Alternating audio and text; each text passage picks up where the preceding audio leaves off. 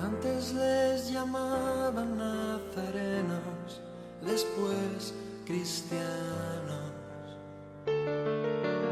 Hoy no saben ya cómo llamar a cada grupo, hay tantos. Antes al mirarles se decían, ved cómo se aman. Hoy al contemplarnos se repiten, ved cómo se separan. ¿Quién sabrá quién de ellos tiene la verdad? ¿Cómo ha conseguido el enemigo robarnos el terreno? Hemos comenzado a hacer murallas olvidando lo primero, que no hay cristianismo verdadero detrás de una careta. Tengan todos un buen día. Seguimos con nuestro tema estudiando esta semana, que es la unidad en el cuerpo de Cristo, la iglesia. El día de ayer comenzábamos a ver sobre cómo Dios nos ha escogido para formar el cuerpo de Cristo y que Cristo es la cabeza de la iglesia, y la iglesia no es un lugar físico. La iglesia somos todos aquellos que hemos creído que Dios mandó a su Hijo amado Jesucristo a morir por nosotros en una cruz.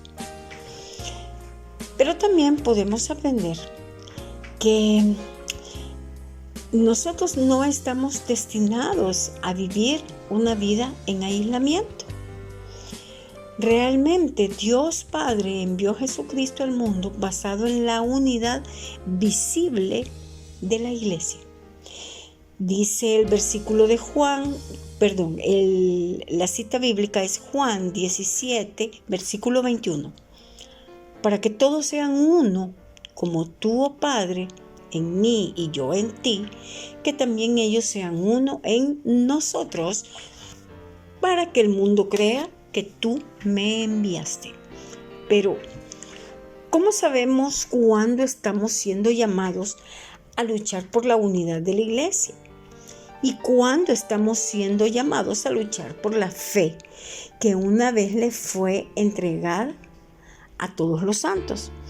Si nosotros recordamos, no es que nosotros seamos santos por nosotros mismos. Somos santos porque Jesucristo nos ha santificado. Él es santo. Y debido a que nosotros, la iglesia, debemos desplegar la gloria y la sabiduría de Dios. Dice Efesios 3:10, para que la multiforme sabiduría de Dios sea ahora dada a conocer por medio de la iglesia a los principados y potestades en lugares celestiales. Debemos luchar para mantener esa unidad entre cada uno de nosotros. Dice también Efesios 4, del 1 al 3. Y me llama la atención que en la Biblia el tema al inicio del capítulo 4 de Efesios dice la unidad del Espíritu. Y dice así la palabra de Dios. Yo pues, preso en el Señor, os ruego que andéis como es digno de la vocación con que fuisteis llamados, con toda humildad y mansedumbre, soportándoos con paciencia los unos a los otros en amor, solícitos en guardar la unidad del Espíritu en el vínculo de la paz. Pero este llamado a unidad está basado también en el Evangelio que revela al Dios Trino. Podemos leer en Efesios 4, del 4 al 6, que dice así: un cuerpo y un espíritu, como fuisteis también llamados en una misma esperanza de vuestra vocación, un Señor, una fe, un bautismo, un Dios y Padre de todos, el cual es sobre todos y por todos y en todos. Al único Espíritu que nos ha llamado de la muerte a la vida. Esta lectura se las voy a dejar para que nosotros pues leamos en Efesios capítulo 2 versículos del 1 al 10. Yo les voy a leer el versículo 1 y les voy a leer el 5 y el 6. Y dice así, versículo 1. Y Él os dio vida a vosotros cuando estabais muertos en vuestros delitos y pecados. Dice el 5 y el 6. Aún estando nosotros muertos en pecado, nos dio vida juntamente con Cristo. Por gracia sois salvos, y juntamente con Él nos resucitó, y asimismo nos hizo sentar en los lugares celestiales con Cristo Jesús. También al único Señor que nos ha reconciliado con Dios y con los demás a través de su sangre, formando un solo cuerpo. También les dejo esta lectura que es en Efesios capítulo 2, versículos del 11 al 22. Yo les voy a leer a partir del 16 al 18. Y mediante la cruz reconciliar con Dios a ambos en un solo cuerpo, matando en ella las enemistades, y vino y anunció las buenas nuevas de paz a vosotros que estabais lejos y a los que estaban cerca, porque por medio de él los unos y los otros tenemos entrada por un mismo Espíritu al Padre. Pero también al único Padre que planificó nuestra salvación desde la fundación del mundo. Recordemos que los que hemos creído con Él, que hemos creído en Él, hemos sido escogidos desde antes de la fundación del mundo.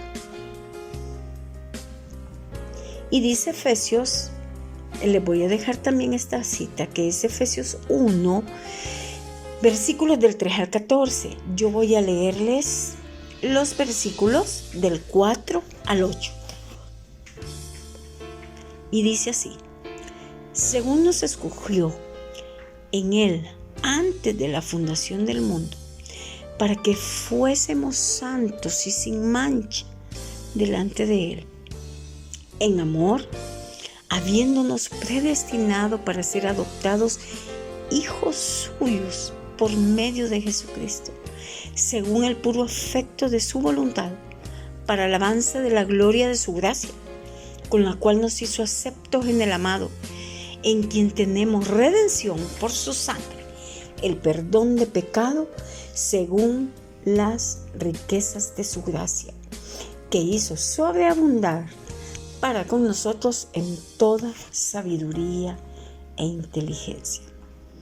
Padre, de verdad te doy gracias, Señor, porque he sido escogida, Señor, desde antes de la fundación del mundo, Padre. Gracias, Padre, por esa reconciliación, Señor, por medio de tu Hijo amado Jesucristo. Amén. Bueno, dejamos este día en las manos de Dios, que todo sea de bendición y que todo lo que hagamos, que todo lo que digamos sea para gloria de su nombre. Nos veremos, nos escuchamos el día de mañana. Si no reflejamos a Jesús, perdemos nuestra meta.